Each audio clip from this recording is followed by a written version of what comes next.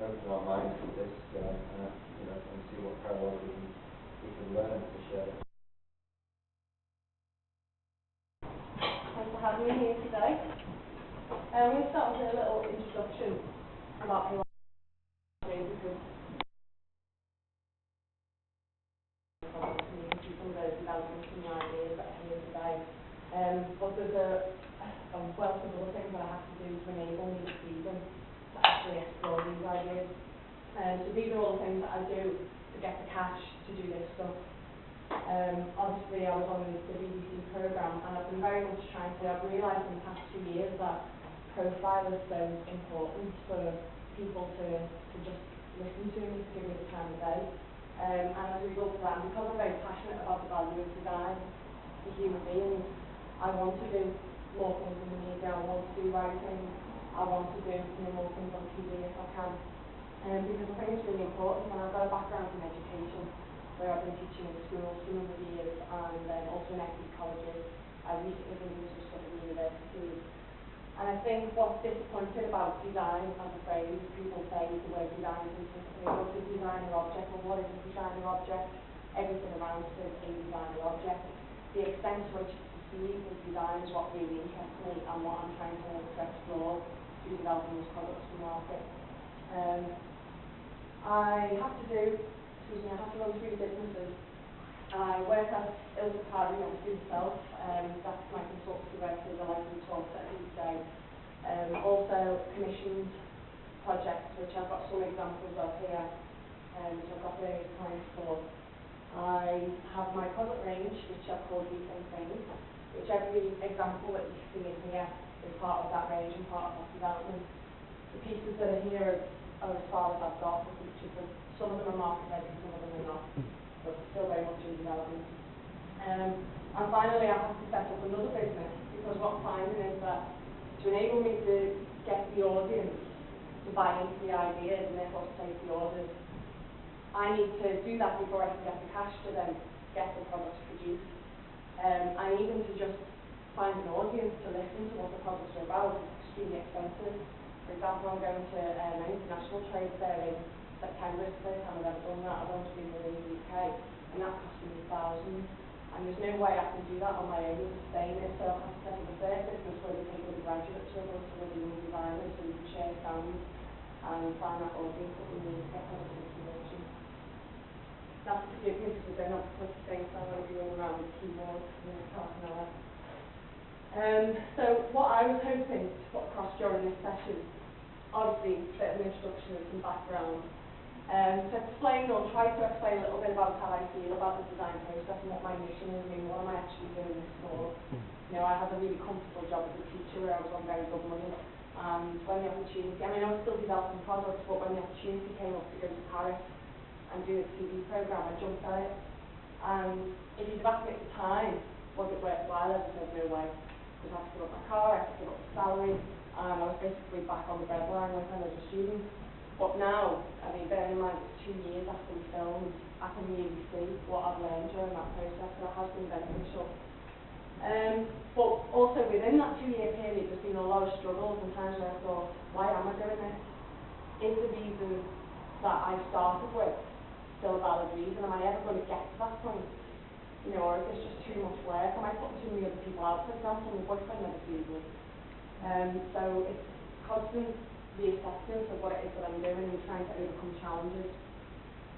Also, to give you a bit of insight into the detail of the development process, you know, why I've made certain decisions about why something works well or why something doesn't, and the difficulties that can be faced in making. I mean, anyone can produce an object in a particular material if you find the right person to work with, but then for somebody to actually buy it, that's a different matter altogether to the price that it can be made. And that's where the struggle of design lies, I find. So there's a little bit of background about myself. I started very much as an art person when I was in school. As a small child, only child, and all I used to do was draw for hours and hours and hours. Just loved it, loved observing people, loved looking at objects, looking at detail, observing it. And then applying that through images, I got into some portrait work. And I really enjoyed that because as I got into my teenage years, people started paying me to do it. well, this is fantastic, you know, because I'm not only doing something I love, but people actually want this as well. And it's given something to them because they're able to then, you know, hang it up in their hallway or whatever, it gets to mean something to them. But it still wasn't enough for me. I thought, I often feel that I could justify why I'm doing everything. And I felt that just to be a portrait artist, I wasn't giving enough back. And I felt a bit selfish in what I was producing. So then I moved into larger scale work and started to try to affect people or make an impact on people in a much bigger way, moved into murals. I did about 3 or 4 of them. Didn't get paid very much, but I did enjoy doing it. And then I thought, well, the only way for me to bring more benefit is perhaps not through art, but maybe through design. Obviously this isn't a designer piece, but then maybe it is, it depends on how you interpret it. And this is the first thing that I ever made in 3D, and this was back in 2000. I'd never picked up, you know, a welding kit or anything like that before. And as I say, I've only really drawn and painted. I did a lot of things at home when I was young. Mum had me decorating the hallways when I was 10 years old, because we just materials together, you know. So I was very keen to have a go at design. And it was just the first thing I put together. We didn't have much resources in college. We literally went rummaging through skits.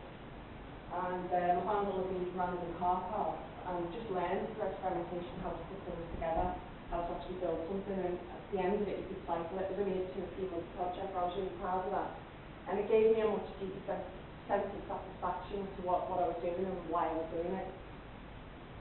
So I decided to apply for a course in 3-dimensional design.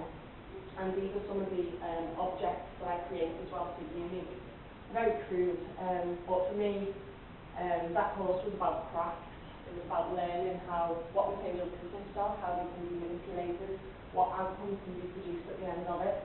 And I very much wanted to explore them in different ways. I wanted to try combining different materials in ways that haven't been thought of before.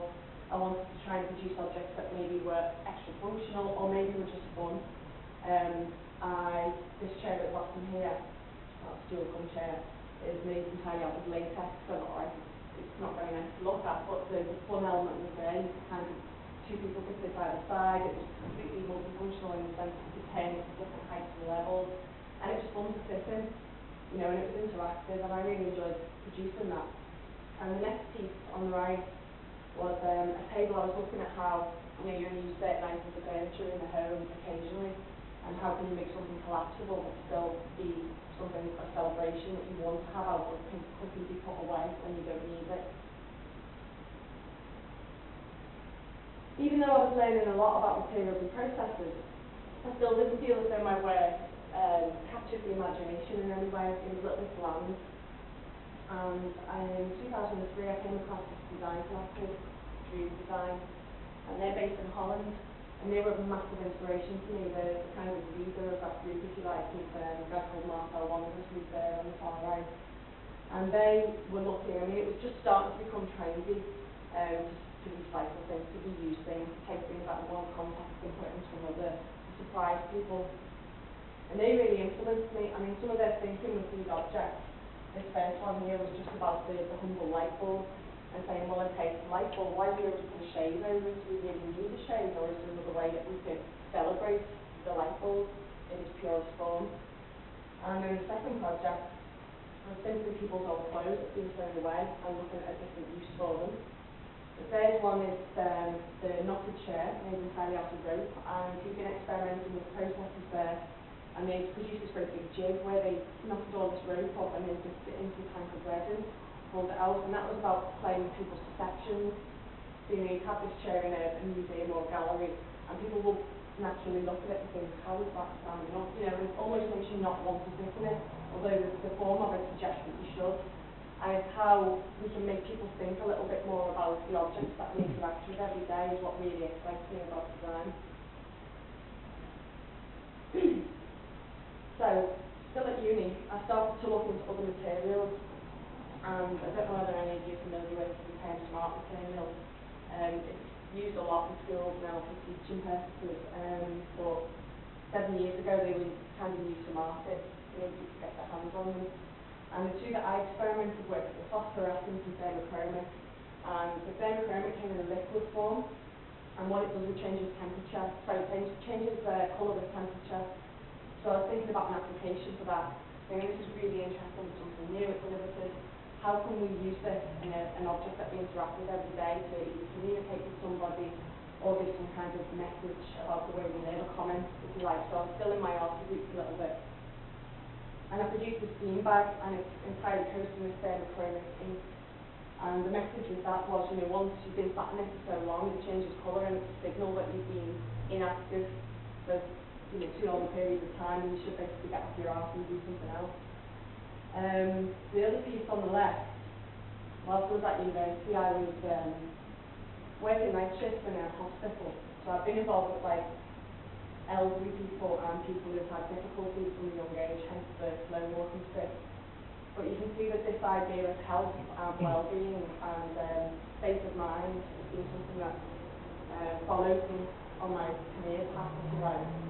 And even at this stage, I was using some kind of visual signal. I was trying to use visual signals by taking objects that we see in one context, put them in another to communicate a message. So this one had hilltops that I'd stolen from the hospital.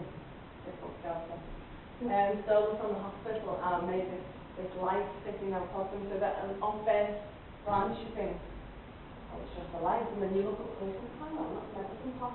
Hang on, as the light stays on longer, it starts to change colour and it glows and it does all of these crazy things.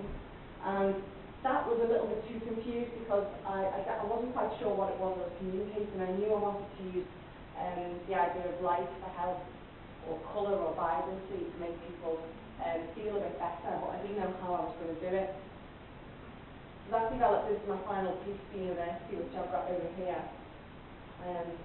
This is the Nozak lamp, and the message with that one was simply about saying, don't take quick fix solutions. You've had a stressful day. We're living in this 24/7 culture.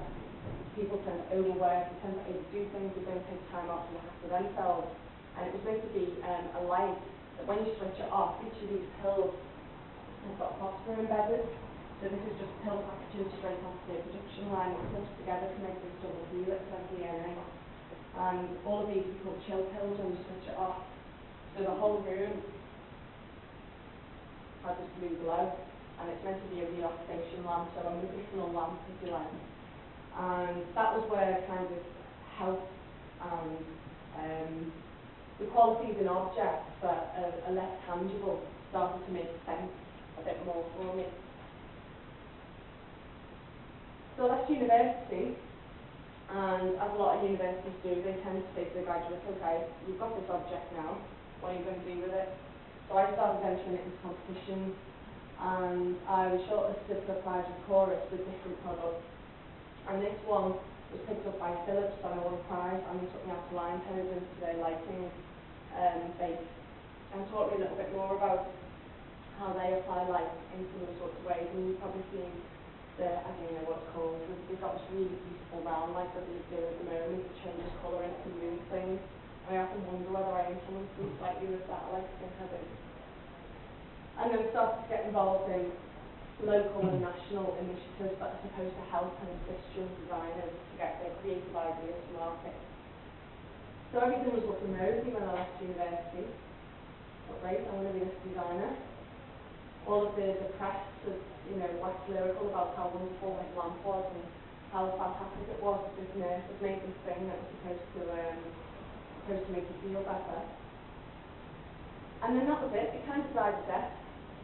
And all of these magazines and these newspapers, they were just looking for something interesting and different to write about. And it was one thing having them in there and winning prizes, but then people wanted to order them. I didn't know what the hell to do, because I was never kind of shown that at university. They teach you how to think differently, they show you how to communicate your ideas, but then they don't show you not how you can make them as a one-off, but how you can reproduce them and how you can actually provide them to people. So that was a rude awakening for me.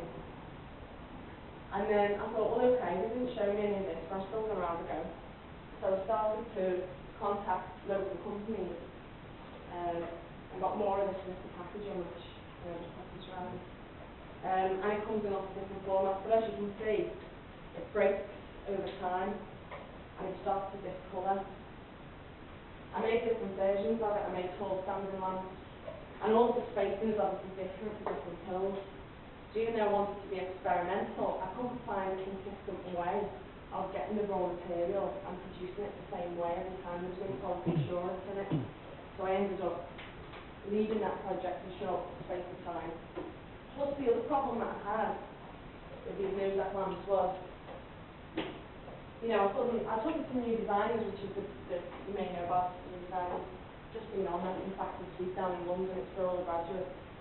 And I had a lighting company called Dynamos who were really interested in it.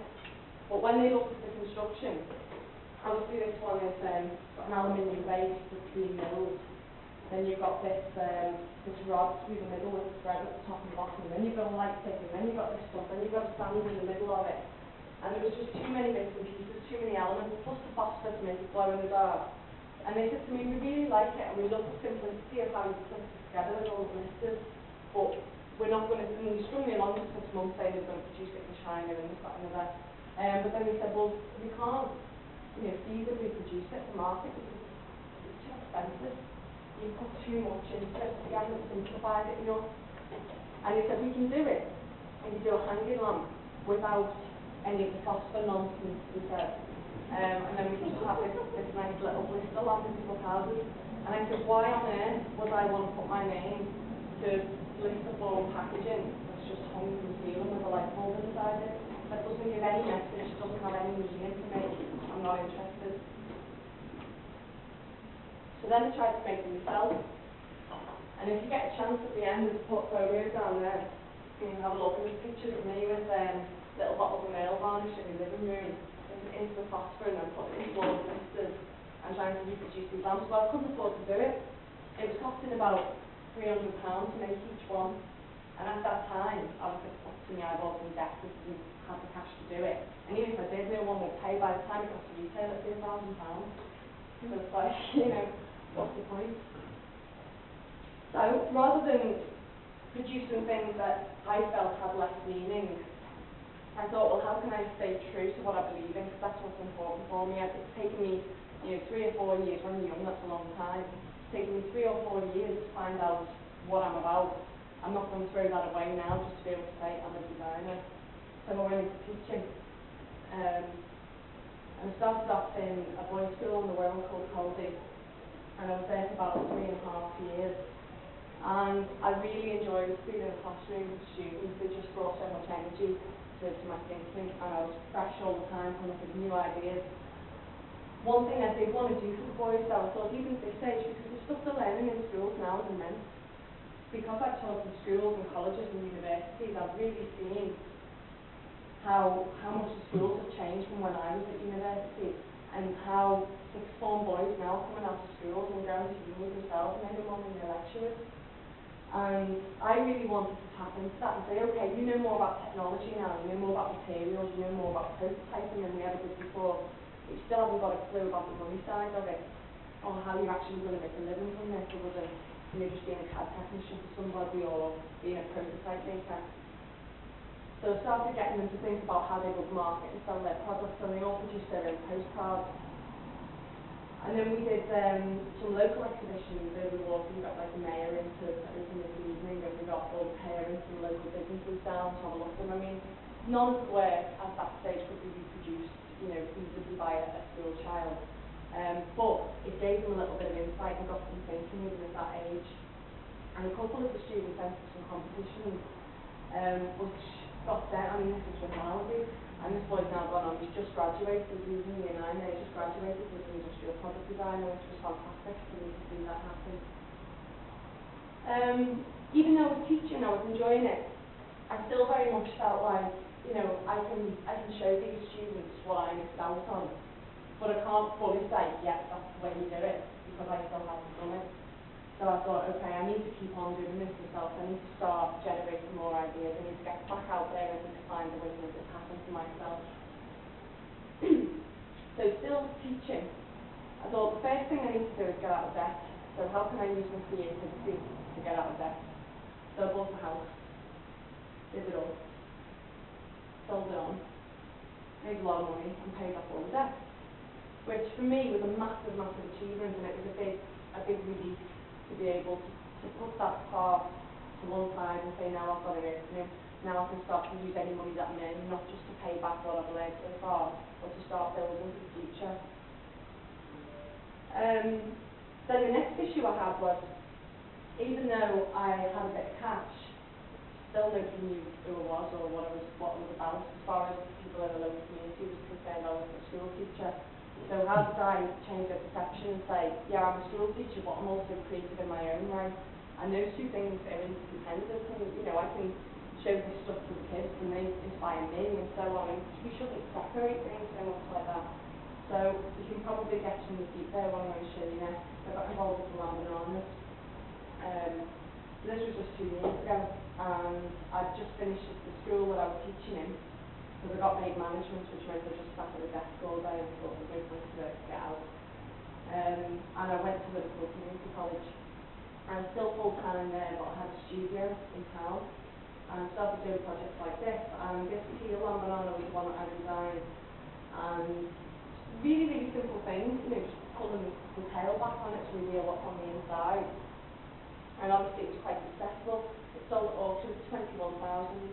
I didn't get anything like that. I got about 800 quid for doing it, but it paid the bills, and it meant that somebody had noticed what I was about. These are a couple of others that I did for United Utilities. Not my designs, but again, it gave me opportunity to use some of the skills that I'd learned from Foundation College. It's been about 6 years since I've welded, but still pretend I'm being school student by a kid. And I put this one together. They wanted it to be the water cycle, and some genius come up with the idea of putting a bike inside the lamb banana. So it was my job to actually make that fit inside the lamb banana. And that was something that was really enjoyable. And what I liked most about that was how the whole community engaged with it. Everybody went out there and started to search for them. Everybody, got off their backsides and, sorry, I know you guys develop games, but weren't sat in the house, but actually doing things. And that really made me think, yeah, I enjoy this. Even if I'm just involved as a public artist while I'm teaching, I want to carry on. So I started to enter more competitions. This one was with the Echo. The brief for this was to develop some kind of public seating that was going to act as a legacy for the year of 08, to say what a capital culture means in Liverpool. And so with this, I simply took the logo and bent it into print. I thought it was a really iconic statement. It's just the logo, people instantly recognise it, and then once they go over to it, then they'll see there's a little bit more to it. So here I've done it in red and yellow to emphasise the fact that it's the logo. But where you see the yellow part on this bench, it's actually text that's all written phonetically in Scouse, and it's somebody's story that they sent in about what it means to be a Scouser, what capital culture did for this city, how they feel about it now. Because I thought we focused too much during that year on other cultures and what they brought to this city, and not enough about who we are and what we're about, because we are quite unique. And so it'd be quite nice to have that as a legacy, as a statement, as a little tick box for the city to say, yeah, we did it, we did that, we did that sort of culture. And it got picked out, and I won the competition. And they said, yeah, we're going to produce this, and that was back in 2008. But then shortly afterwards, sorry, I was doing this too fast with the graphics there. Shortly afterwards, I got picked out for Design Show Liverpool. So the bench that you just saw was put on hold for a little while because I had another priority. I started to develop other objects whilst I was still teaching, with anything that I had to hand that could put across similar sorts of emotive functions and communication through what you see. So this was a shower light that I developed, very, very crude, just with hand-soldered LEDs. And I was looking at the idea of reuse, and again, just being this one has got it that can have a temperature setting on it, so you can make the room warm or you can make it feel cool. So sometimes it's a perception of the mind, how a place looks and how you feel about it. So that's what I was doing with this one. I also started to experiment with offcuts of acrylic, which is what this lamp is here. And I really like this one, but obviously it's a little bit dangerous because it's quite sharp. So it's not something I decided to take forward. And the final one I did was with this lamp here, which is just like a standard lamp. And it's just made out of all of the packaging that originally came in. can develop these objects, and it shows a little bit about my thinking again, trying to get noticed.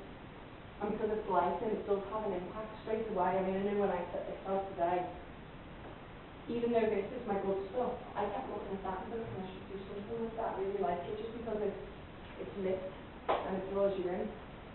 So I developed all of these objects for Design Show Liverpool in 2008, and this is the final one, which is all swirled off an engineer's lathe.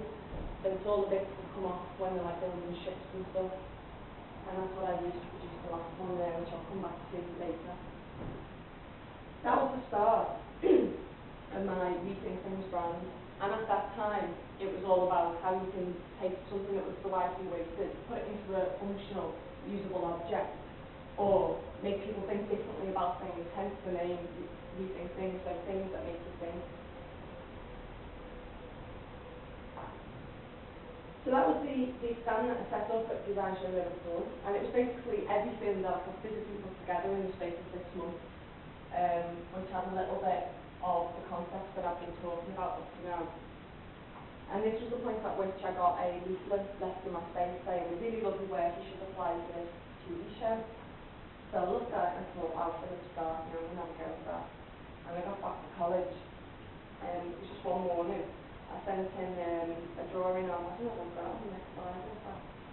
Oh, hang on, I'm back to that there. I sent in a drawing of a coffin, a vertical screwing coffin. He said, "We want something that's completely off the wall. You don't know whether it can be made, but you think it's a good idea for the benefit of humanity." And I thought, well, that's kind of my way of thinking. I'll send in this coffin because I feel as though, as humans, sometimes we can be a little bit unrealistic about the way that we look at things. And I know there needs to be a certain sensitivity with death, but at the end of the day, we all die, and we all need to be put somewhere. So I wanted to, I thought this is a product, if you talk about democracy and product design, this is a product that everybody's going to need one day. How can we make that the most effective that it can be?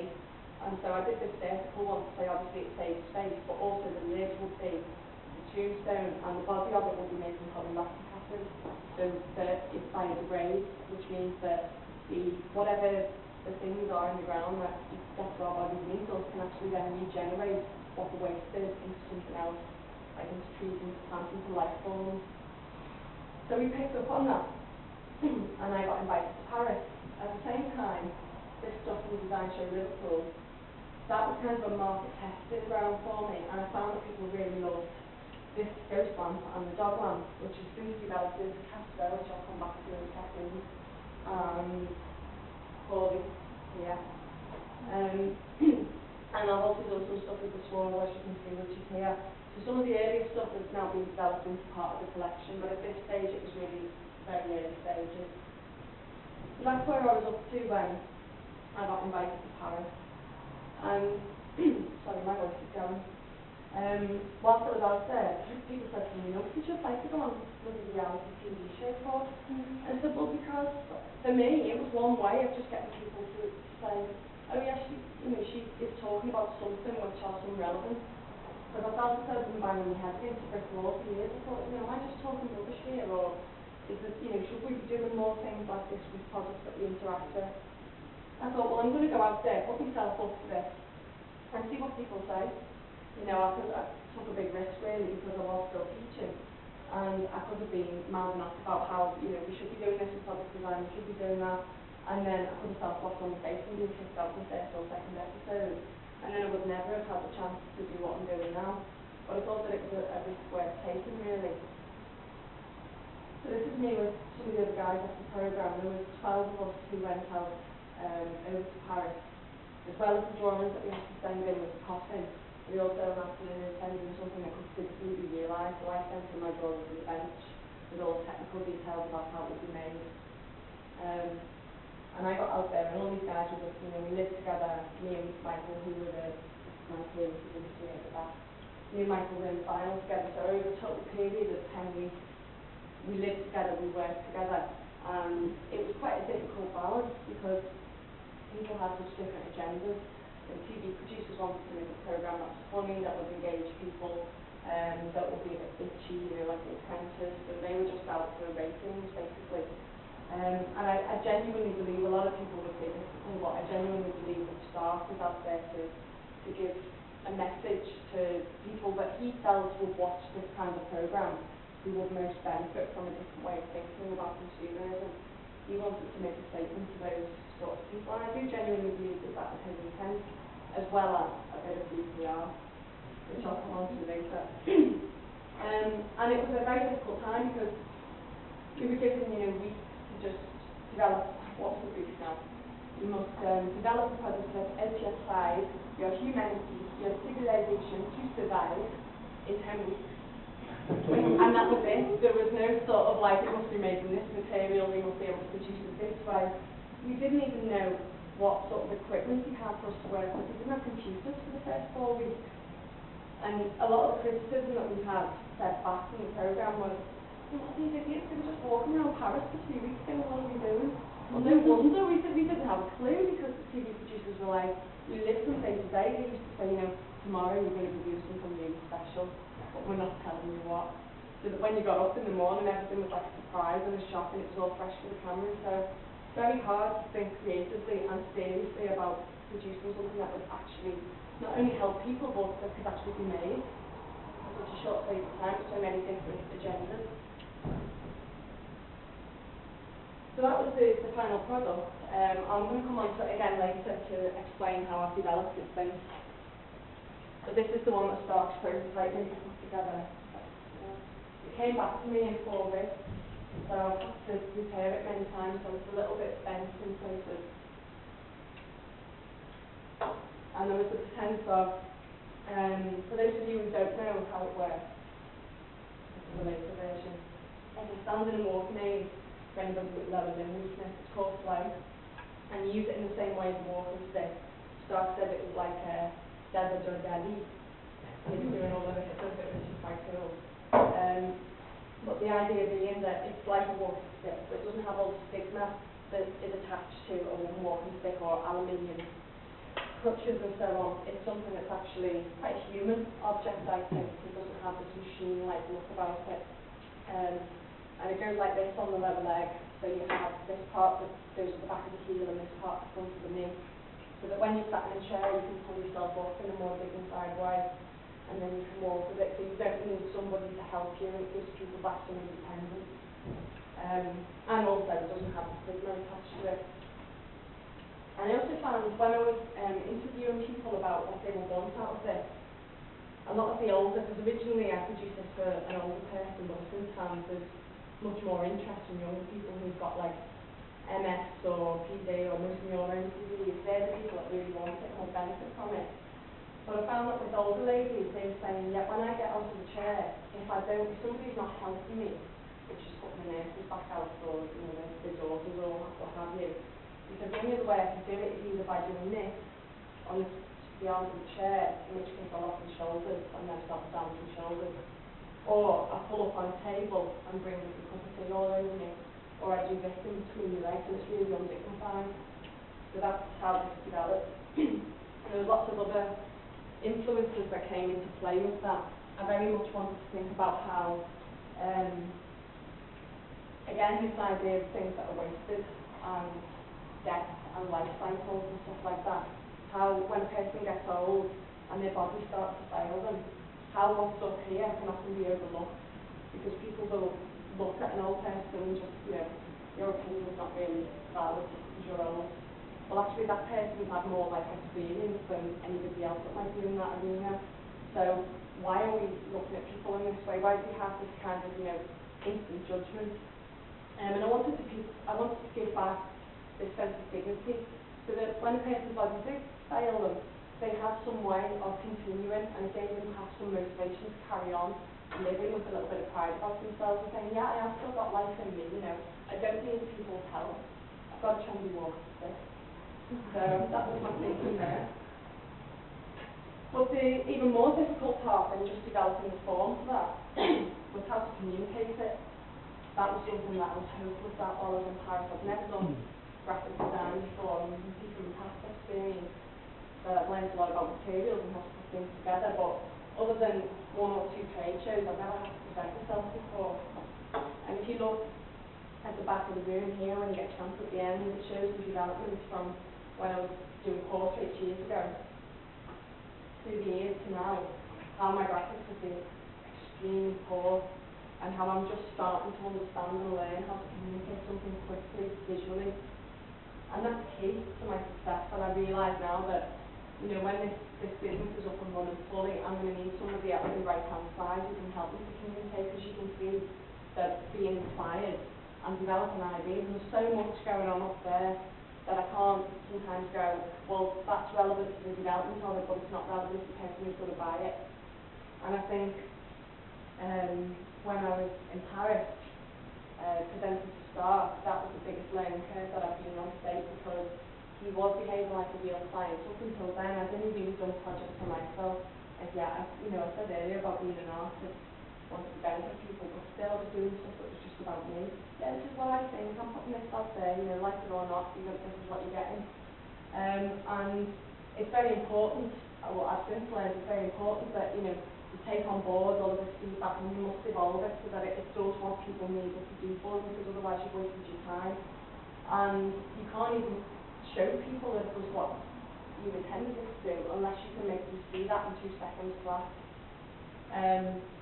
When I was filming in episode 5 of the programme, I went to a branding agency called Landor, and they gave me a cardboard cutout of an old lady, and they said, this is your target market. Now you need to put on this board all the things that you think might relate to this person, and that might, you know, describe who they are and what they want out of life. So with my experience of old people, which is vast, and working in hospitals and nursing homes all my life, I get quite emotionally involved with all of that, and I had stuff on it everywhere, and it was just crazy, and it just looked like a mental thing. And I took that back in front of Stark, and I was trying to explain it, and I was talking, and at the end of it he goes, you know why I left this girl for 10 minutes? So like, none of you make the same mistake, this is bullshit. And that was what I got from it, so I was okay, fair enough. And then went to a advertising agency, MP Sarchi, which was absolutely amazing to go to. And the people who helped me there made me think, okay, if somebody's walking past the poster, you're trying to say, look, here's a product, you might benefit from it. The first thing they've got to say is, what is it? So for me, I wanted an icon that would say what it was, and that was Charlie Chaplin. And started criticising that decision using an old icon for a technological product. But it worked for me at the time, and it was a step in the right direction from the bullshit that I put across the week before. And I tried to keep this idea of simplicity and strictly, again, my product design, strictly function in the graphic all of the time. Like Stark even said with this, the original image that I had for this was 3 stages of Charlie.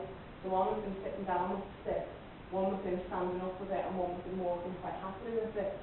And then he did the same thing down here with the figure. And he said, why have you done the same thing twice? He said, there's no need to do that, you've got it there. He's right. So that was a massive learning curve. Then I got the pride of spending 6 months in Paris at his agency.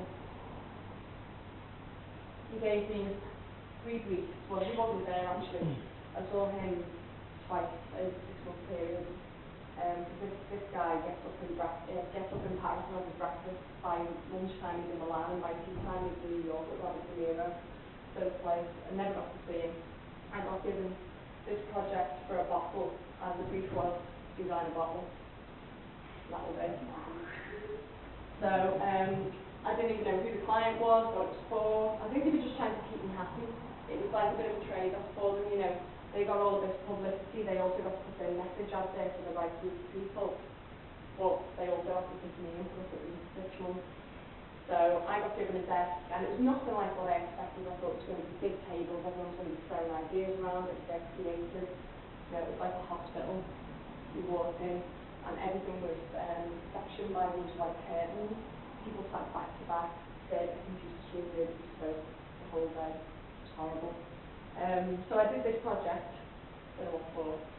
Then I did one of his designers, Eugenie, had developed this chair, the Cartel Masters, it's called, based on Eames and one of the chairs all combined into one. And they wanted me to do the graphics for it, funnily enough, my key strength. But they did actually use it in Milan, so that was a successful project that I carried out whilst I was there. The big one was a folder, a very big folder.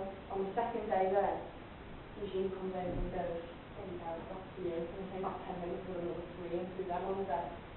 And I started looking through and I said, "What is it?" Eugene, he said, "It's a project." He says, "You won't make it, but it's a project." So from unpicking it, I figured out that I won't do too much because I think he's still going to go on and produce it. But basically, he had this idea for material that can be very, very quickly renewed, and it causes minimal impact to the environment in its use, basically, in its application.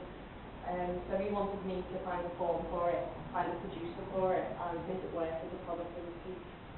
And he'd been trying to find a producer for 10 years and could never do it, and I was expected to do it in that short period of time.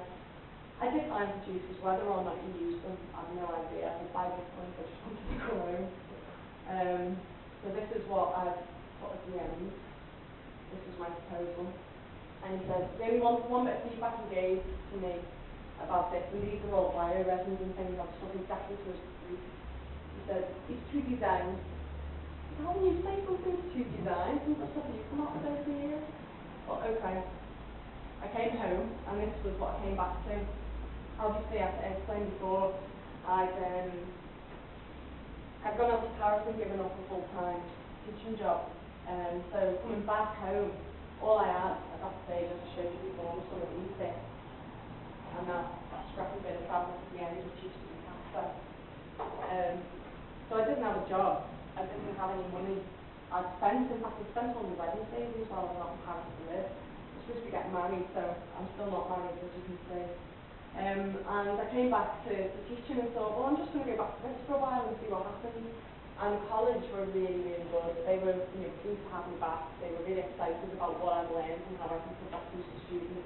But that was my classroom when I came home. So it took me the whole of last summer to sort that out. And then the students started, but by this stage, because, I've been promised fame and fortune if you go off to Paris and since the very start, I've been applying for all these trade shows in London and God knows where. I'm being accepted. And I have to say to my boss, "Thanks for the job, can you give me a brief class in September to go to London?" And she said, "Yeah, but only to take the students." And I thought, well, okay, I can live with that. So the students came down with me and built the stand, and they got involved and learned quite a lot from it. And I also had the students coming in. I managed to get myself a studio in town and negotiated a really low rate. So it was really functional for me. It came at the ideal time. It's really that space that has allowed me to develop the work. And the students were very keen to get involved, and I thought, well, earlier on when I was teaching in the school, I was able to tell them about how they should be engaging people with their work and how they should be communicating the idea. But now if I've actually got students in my studio working with me, they can see clients coming in and talking to me about the costs and that sort of thing, and it's going to be more useful for them. So I was never going to give up on this dream of developing all these products. So if I could combine the bit that earned me the money with the bit that I wanted to bring forward, then all better. But I still had skills gaps. What I didn't have before was the ability to use computer-aided design. My background was craft, and I recognised that unless I wanted to just be making things in one spot, manipulating stuff with your hands and selling them for £10,000, I was never going to make a career out of it. I was never going to benefit anybody with anything because I didn't have access to those skills. So I addressed that and learned RhinoCAD, which has been, absolutely invaluable in helping me to bring these things forward affordably. What time is the break? Okay.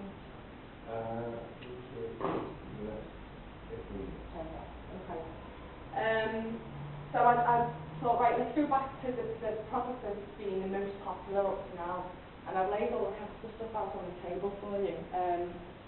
Starting here. I don't mind zooming in. This was the first version which you saw coming up. And I lent this to an exhibition in Liverpool. It was accessible from this at one stage. And I had one of these inside it, and everything. It said clearly on it, use only with an energy efficient bulb. Well, the girl goes and puts 100 watts in it and nearly burns the place down. So that didn't work, but I still thought, people love this because in the dark, I mean, this is developing the nose acolyte, but it's a much more recognisable visual cue to this idea of how you can put an atmosphere, literally put an atmosphere in a room. So this is where the ghost idea came from, and originally it was this fabric with the vinyl iron-on phosphor sheet, and then I developed it into, I want it to be much more robust. It has to be much more robust, especially because I was finding that it was kids that loved it. And this is really basic, but I didn't have any access to vacuum cleaners and tools. I still didn't have any money. So I bought those things, the things that you iron on t-shirts, like little beads. I found them with the phosphor in them, and thought, I'll just make a flat sheet of it and see if I can form it, if it actually works, and it did, obviously. Then I started to source other materials, and originally I thought I was going to have all of these fancy colours, they were all going to be glowing in the dark, not a chance. I managed to source this from China, and it cost me about 80 quid to just get these 2 sheets sent over, and then that was as deep as they could form it. They couldn't take it any further than that. Well, that's not going to make a ghost. So that one got put to bed. Then I found this stuff, which I'll pass that way, which is polymethyl methacrylate, basically. And when it's been charged up by light, it's intense. It's really, really green in the dark. It's fantastic. But unfortunately, you can only get it from one place in sheet form, and it's in China, and you have to do a minimum order quantity of 5,000 sheets to get it over to the UK, to get it vacuum formed, so that didn't work. So I thought, well, what can I do next? And I managed to find a prototype maker. Would you mind passing me that first one? Right, please, yeah. I found a prototype maker in somewhere near London.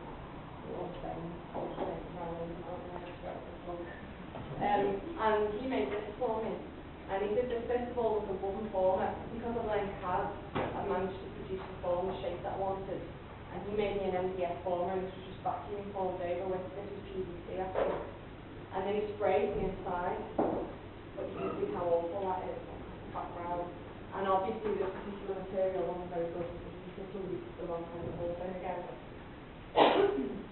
So that was the first version. And literally I had that one and one or two that were very similar, which came next in line. And I booked this trade show again in London before I'd gone out to the start thing. You saw me at Sony Liverpool, and I was about to go on this whole journey of developing products and taking them all around the country. So I booked this thing months before. I paid something like £1,000 at the stand, and then went to Paris for 9 months. So I didn't have a workshop, so we couldn't make anything. God, what am I going to do? I can't just have an empty stand with a ghost in it. So I had the 2 guys from the TV programme, Anna and Mike. I said to them, will you come on the stand with me and you can put some of your stuff from uni? So that's what we did, and we did it under my brand. Because for me, I realised from the start thing, I used to hate brands, and I used to think, it's all rubbish to get people to buy into stupid ideas, and it's just a way of selling things, designer labels and all that. But actually, I've realised now the value in a brand and how, like with Sony, make it believe. Straight away, you know that there's something more to Sony than computer games. And for me, it was important to have rethink things, that presence there. And it's actually worked, because even though I only had the ghost lamps in their earliest form, I did that trade show again about a month ago. And people were like, oh, we saw that last year. And I've actually had more orders placed now because they've got confidence in me because they saw me there last year, which has been a positive thing. And we also got off with it. And then I decided to develop the glasses. Initially, I had this idea for a glass that I was looking at social situations, parties, and thinking about when difficulties arise in social gatherings. And I thought, one of the things for me is, you've got a glass in one hand and a plate in the other, and somebody goes, hi, my name is Miguel. And you can't shake your hand. And I was thinking about ways that you could combine a drinking vessel with somewhere to rest food, or something else that you might have had in your hand. I started with this form, which I sent to a glass maker, and she made this. This thing. So clearly I wasn't quite there with how I sent the specifications over. And then that was the next version, and she said, you know what, this is the most difficult part, that's why it's so ugly. She said, we can't get this bit diffused with the glass. So I said, okay, well I'll rethink the whole thing. So what if we just do away with it? This one's got his man's face on it, and we're doing it. I said, what if we just do away with that? What does this mean for the social situation, you know, what's not having a base on it? Obviously you see materialised there because that's not there. So that's one benefit of it. And what else would it be benefit for? And I thought about two things. One is that you could insert it into the ground at an outdoor event. Instead of always doing tables either, you can just put them in the ground. But another one is that as well, when you're at parties and things, I mean, I often do this. I put a glass down, go off and speak to somebody who come back, not sure which one's mine, you don't know what other people put in their glasses, and you don't know what you're drinking really. So I thought, well, that could be a benefit in some way. So we started to develop that further. And this was kind of a bit of an accident. This was a follow-on from that form, and it was originally like that. And he was blowing it and stretching it, and he made an indent there, and I said, stop a second. And he stopped and I looked at it, and I said, I really like just that bit on its own. And so that became this, which for a while I was going to do as a shot glass called pepper, which beside it being in the ground, it's like an explosion of you've got flower buds, and then you've got the shot glass like a mature, and it's like drinking from the flower. And that's what that's been taken off. So I left that. Then it developed into these. So these are more like wine glasses now. And we played around with the male and female ones, like weddings and things, you know how to do it. When you do that thing when you're having your photograph taken. That one was far too thin, the way that they created it, and as you can see with that one, it cracks too easily. And these are hand blown, so you're looking at about £30 a glass. You don't want it to crack if you pay £30 for it. So we did another version. This time they got it thicker here, but this was still too thin, and if you're going to still have this option of putting it into the ground in the party, that has to be really robust. So that one was no good. But then it gets right, and we developed these ones here. And I'll talk a little bit more about the stand and where that's going in a while. But starting from that, I'm not a glass blower, but I had this idea for a product, and I thought, well, the only way I can do it is by making friends with a glass blower, being really nice to them, and seeing if I can do a skill swap or something like that.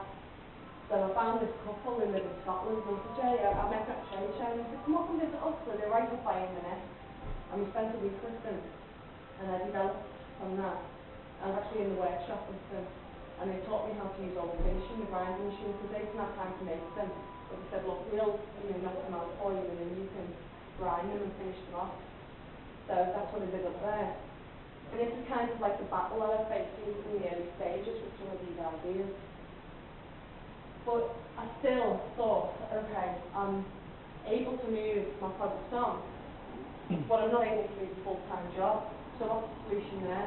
I'm going to do some more study. So I finished off my master's thinking I'll be able to get some work in university part-time and not be a full-time teacher.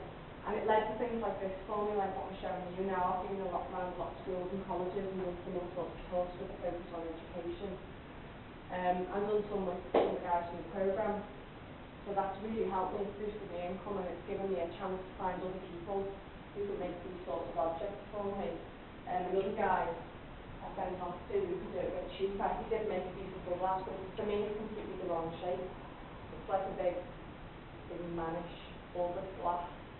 And I wanted it to be something that kind of, I mean this one's not perfect, but it kind of follows the form of the arm. It's really elegant, so that when you're standing there it looks really supple. And just to get that form right, it's quite difficult. Shall I leave it there? And come back to that? Yeah, because this kind of the stuff I'm doing now. Yeah. So. Okay. 15-minute break and then come back up. Cheers, thank you. No problem.